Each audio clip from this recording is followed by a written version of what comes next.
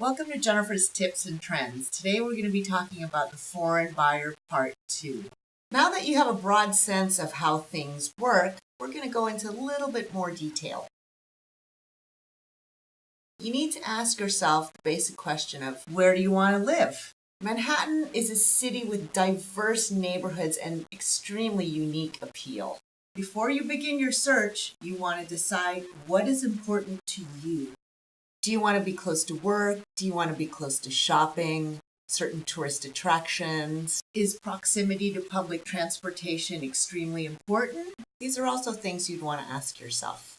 Do you prefer a residential neighborhood or a bustling hub of activity and nightlife? I also recommend being open to other areas. Neighborhoods other than your first choice can actually offer you more value and give you the same options.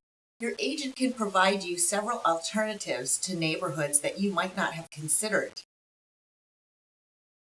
Again, know your goals for purchasing. If you don't plan to live in the unit and you plan to rent it out, you want to almost put yourself in the renter's position on anticipating what sort of needs they would require. This may also help narrow down the neighborhood fit or broaden it up for you.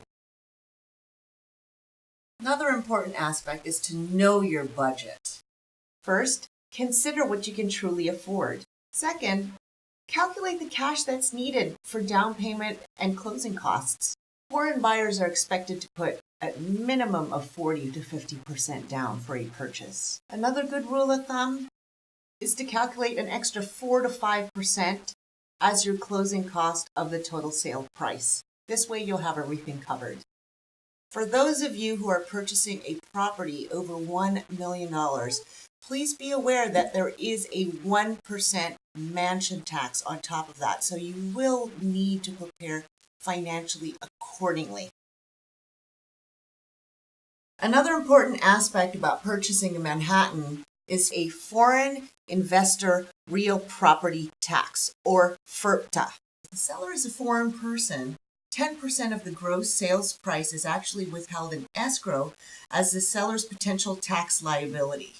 If you are the purchaser and the seller is a foreign seller, you will have to have your attorney withhold that 10% in escrow. If you fail to do so, you could be liable for the seller's potential tax liability. So just be aware of that.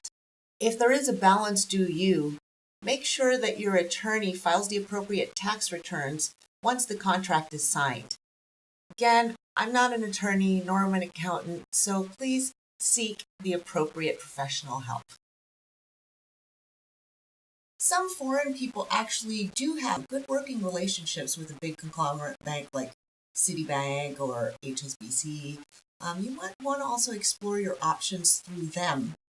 If you can't get financing through them, then I definitely would look into the credit union or something that's based in your country of origin, which we have pretty much established is your best bet at this point, unless you've also got U.S. credit history. Again, it's important to note that foreign buyers are expected to put 40 to 50% down and have 6 months to 1 year after closing of cash reserves for your mortgage, your maintenance, and common charges.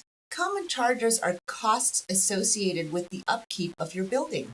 These are in addition to the cost of your apartment. If you wish to see certain topics that I have not covered, please feel free to contact me. I would love to hear from you. Thank you for joining Jennifer's Tips and Trends, and we look forward to seeing you next time.